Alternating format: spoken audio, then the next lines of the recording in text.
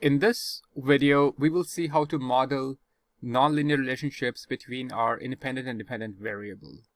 So here's an example. It's a simple data set where we have as a dependent variable scales sold and as our independent variable months employed. So we have data on a sample of employees, and we have a performance metric as to how many scales they have sold, and then their experience or longevity in employment.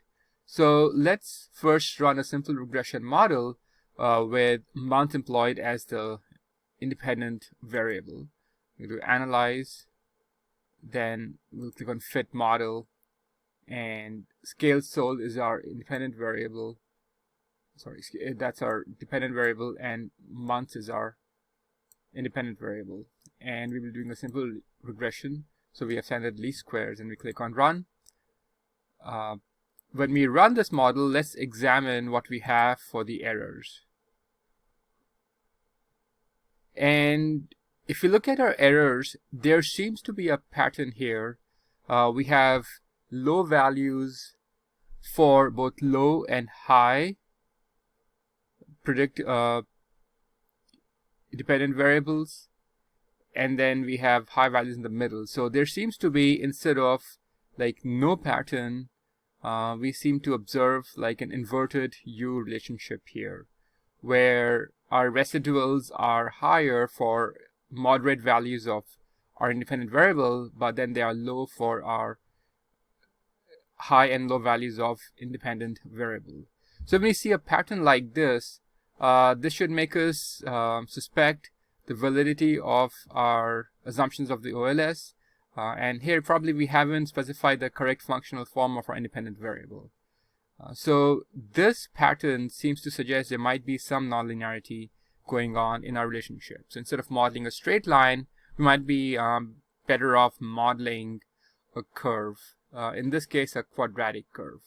So the way we do a quadratic curve fitting is fairly straightforward. We need to create a second independent variable, which is just the square of the first independent variable. So to do that, let's go back to our data table and then create a new variable. So we go to here, we can click on columns, then click on new column, and let's call it month squared.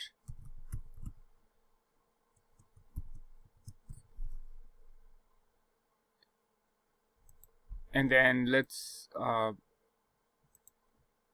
create a formula here where month squared equals months employed and raised to the second power. So we are squaring so we have created a quadratic formula here. We click on apply, and when we do that, we have a new column which squares our months employed. So now let's refit our regression model. We go to analyze, and we click on fit model.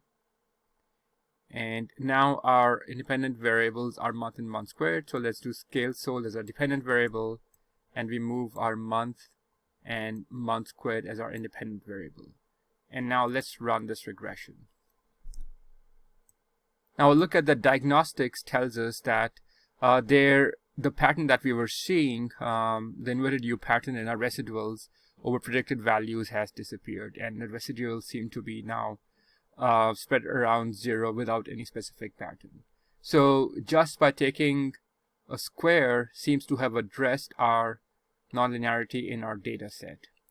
We could have also examined this if we were to just plot it. So let's say we go to graph, and let's do a scatter chart of our dependent variable, which is scales employed, as a function of our independent variable, which is month. So even here we see a quadratic pattern, and essentially we are trying to fit this relationship. Since we're a straight line, we have an evidence of this quadratic relationship. Now this is an easy fix if we have a simple regression where we have just one independent variable, and to some extent we could do that if we had maybe 2 or 3 independent variables. We could try to take a square and see which one seems to generate this nonlinearity.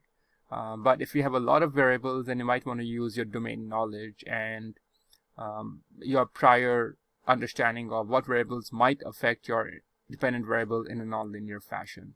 So it becomes less of a science, more of an art, where you use a domain knowledge in trying to construct the relevant nonlinearities. But regardless, the error plot, as we saw in the first case, did alert us to the fact that we might not have captured our model correctly or our variables correctly, because the residual plot displayed this nonlinearity. So again, examining residuals is a very important step in building an appropriate regression model. Now let's see how we will interpret this result. Let's look at our estimation. We have our intercept at 61.4, then month employed at 5.8, and then month squared at minus 0.03. And both these month variables are statistically significant. So if we were to fit this, this would be like a parabola, where this shows that there is an increase in sales sold with employment, but then this increase is tapering off. It is increasing at a decreasing rate. So that's what the negative of the squared coefficient means. So if we were to kind of plot this, we would expect that the curve is shaped in a nonlinear way, as we saw in the graph also when we plotted it. So again, diagnostics, among diagnostics, the residual plot against predicted value is a very good start to alert us to any nonlinearities that might be present. Now also, if suppose our residuals were seeming to have this funnel-like shape where they were increasing as our dependent variable predicted value increased, so this is a case where we might do some transformations of our dependent variable. Transformation that usually works well would be a log transformation, and see if the residual plots of that equation display no patterns. So again, either squaring an independent variable when we see some nonlinearity, or if we see like a funnel shape like this, then figuring out a way to take a transformation of the dependent variable, you would usually address this issue.